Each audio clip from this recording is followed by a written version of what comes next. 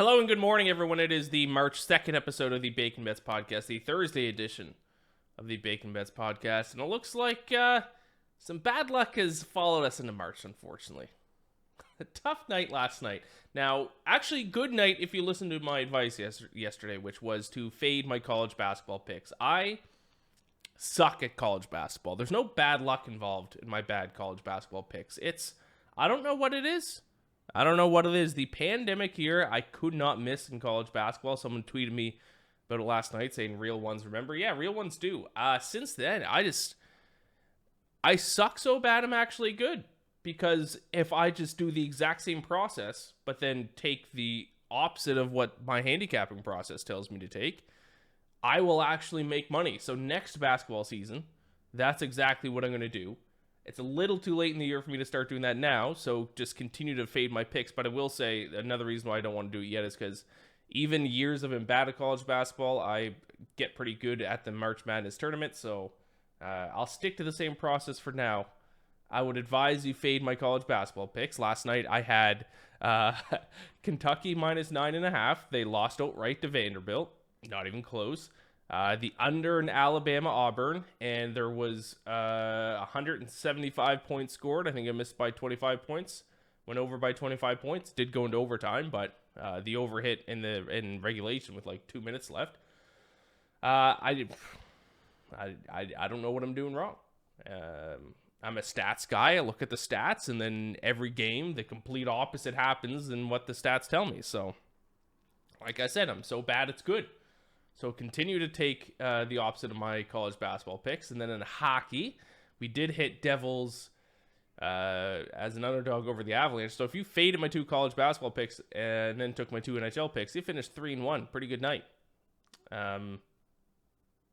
So we did hit Devils. Unfortunately, the Ducks lose in overtime as a plus 165 underdog. And then the two NHL player props that I had for last night, I didn't give it on the show, but I did tweet them out. They both missed by the hook. I had over 27.5 Samsonov saves. He had 27. I had over 2.5 Kuznetsov shots. He had 2. Overall in hockey, I went 1-3. 1 lost in overtime.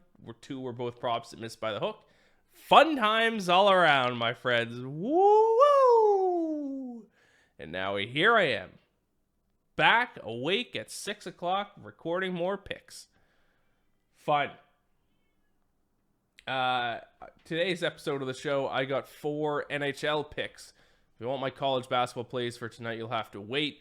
You'll be able to get them on the show I do with Joe Osborne at 11 a.m. Eastern at Vegas Insider, Chasing That Paper. I'll give out my college basketball picks for today on that show. Today's episode of the Bacon Bets podcast, 4 picks, all in the NHL. So let's dive into them. We're going to start with the Seattle Kraken going up against the Detroit Red Wings. I'll take the Kraken minus 105. Now, I locked this bet in last night, at least at the book where I got it. Let's see some overall odds here. It's already moved up to minus 115.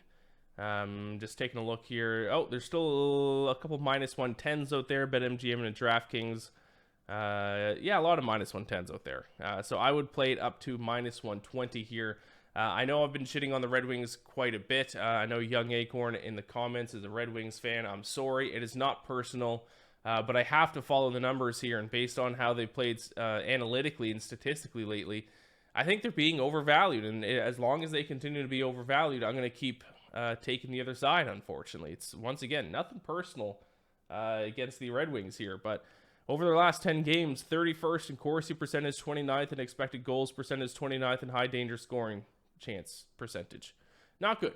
So bottom 4 in 3 major categories when it comes to NHL analytics. Now, they've been carried in some sense by their goaltending lately. Ville Husso, of course, when I needed him to step up when I bet the under in his last start, he had like a 723 save percentage or something. So I will no longer be relying on Ville Husso to play well. I probably should have expected regression coming from him because he really hadn't had a great season, but then was hot this month. So I'm gonna keep on fading the Red Wings here. Kraken are 9th, 16th, and 24th in the aforementioned categories. much better than the Red Wings, but yet I was able to get them as a very small underdog. Doesn't make any sense to me. And the line has reflected as such. I bet at -105 at Bet Rivers. It is up to -115 at Bet Rivers. Like I said, still some -110s out there. But I'm going to expect the number to keep climbing, so I would bet this sooner rather than later. Because even at FanDuel, it's all the way up to -122 already. But BetMGM -110, PointsBet -110, DraftKings -110, Caesars -110. Still a ton of -110s out there.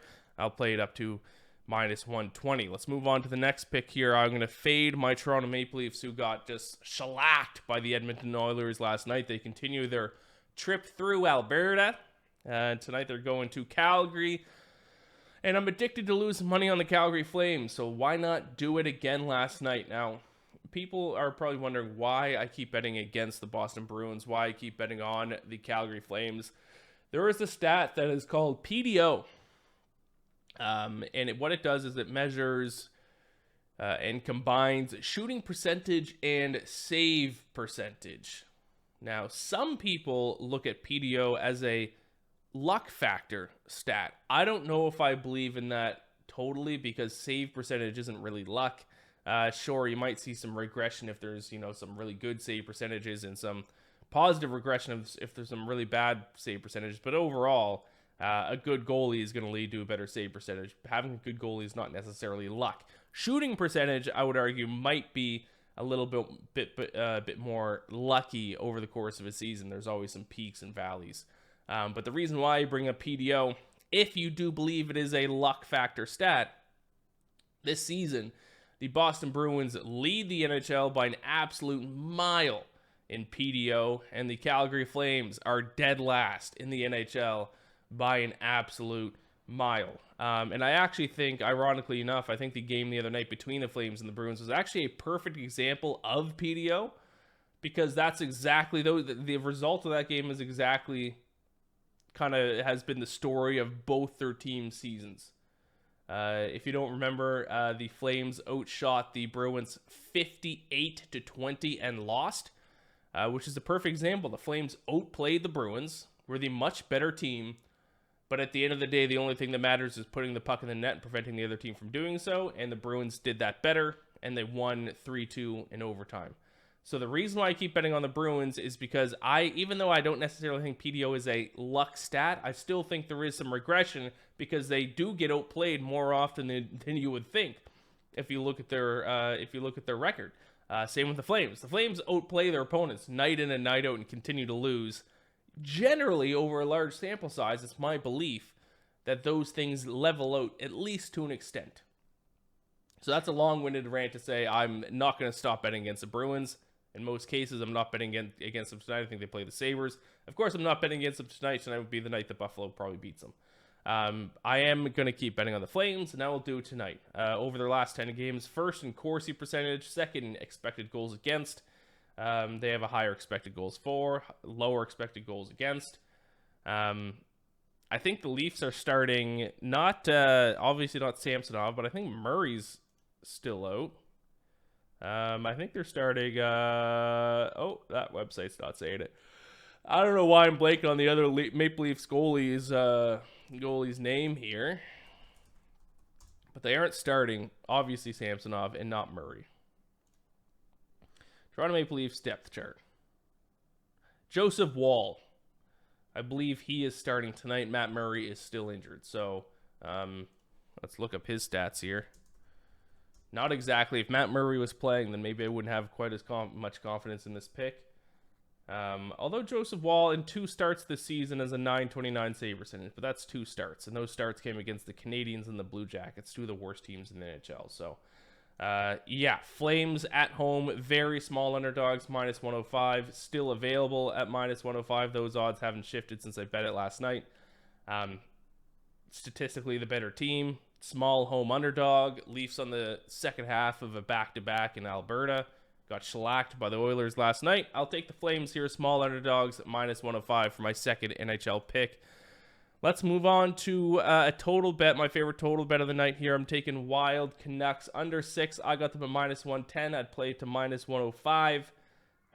But you can already get this at a better number because line has moved against me. There's an under 6 at minus 105 available at PointsBet. And if you look around at some other books, still minus 110-ish out there, minus 105, FanDuel minus 104. So I got a bit of a bad number on this one. But I think until further notice, I think we automatically have to bet the Wild on the under. When the number is at 6 or at 6.5, I think you have to do it because they're only scoring 1.82 goals per 60 minutes, allowing 1.53 goals per 60 minutes over their last 10 games. So that's an average combined total of 3.34 goals scored in their games over their last 10. Now that metric is obviously over a 60-minute game. So on average, if a game ends in regulation, only 3.34 total goals scored over their last 10 games. That is absolutely insane. And it's not just good goaltending and bad shooting. It's actually has been their style of play.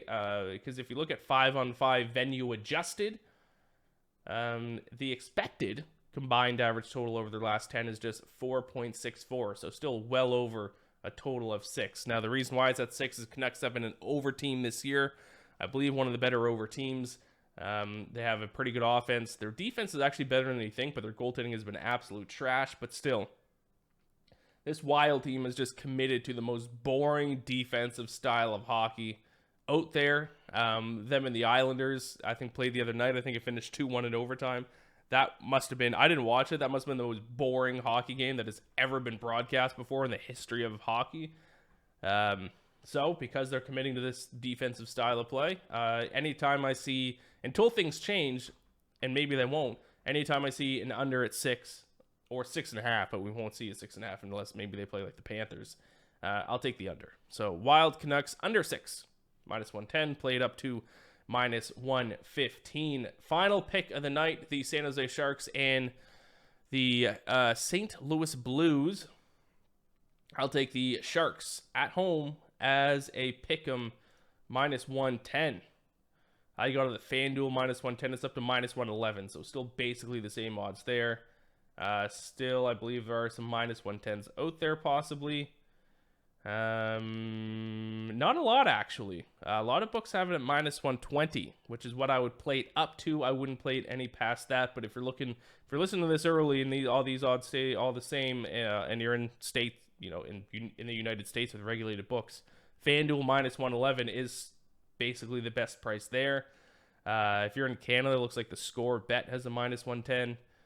Bet Rivers is minus 116, and a lot of minus 120. So I like the Sharks here. Got them at a pick them at home. Blues have been arguably the worst team in the NHL over their last 10 games. 5-on-5 venue adjusted expected goal differential, which is a mouthful, but that's at minus 1.43. Worst mark in the NHL by a mile. But it just kind of rewind a little bit. I'm kind of narrowing it now. Instead of just looking at just overall numbers over each team's last 10 games, which I think is a little bit stupid, because then what if a team plays, 8 road games and 2 home games during that stretch? So I've switched that now to 5-on-5, keeping that even strength numbers, venue adjusted. So it adjusts for if they're playing at home or on the road. Expected, well, in this case, it was expected goal differential. By the way, all these stats, if you want to know where I get my NHL stats, at its Natural Stat Trick. Fantastic website, has all the advanced analytics, and they're all sortable, and you can all filter by different things as well. So if you want to, take a look at some stats yourself, Natural Stat Trick, I think, is the best website for NHL stats. Sharks, expected goals numbers have actually been extremely strong lately. That same stat that I just listed, the 5-on-5 venue adjusted expected goal differential, they are 8th in the NHL over their last 10 games, only behind the Hurricanes, Flames, Oilers, Maple Leafs, Golden Knights, and Devils. So in pretty good company there when it comes to expected goals. And like I said, the Blues have been absolutely terrible in that stat, last in the NHL by a mile. So with the Sharks, I had to pick them at home. I love that bet. I don't know why they're only set as a pick 'em, and it seems like the line is moving my direction as well. So there you go. Those are my 4 NHL plays for tonight. Kraken, minus 105, play to minus 120 against the Red Wings. I got the Flames, minus 105, play to minus 115 against the Maple Leafs. I got the Wild. I got the against the Canucks under 6 -110. Play to -115. Just a small edge in that one, I think. Sharks, Blues. I like the Sharks at home -110. Play to -120. Like I said, if you want my college basketball bets, be sure to tune into Chasing That Paper with myself and Joe Osborne at 11 a.m. Eastern. If you want my 3-ball bets for golf today, check out my Twitter feed. I tweeted those out last night. I think the Arnold Palmer Invitational tweets off here in about 40 minutes from right now. All right, thank you all so much for watching. Subscribe to my YouTube channel, like the video, rate and review the podcast if you're listening to the audio version of it. Gamble or bless. Good luck with all your bets tonight, and I'll be back to talk to you again tomorrow. Hopefully some luck gets back on our side. I'll talk to you then.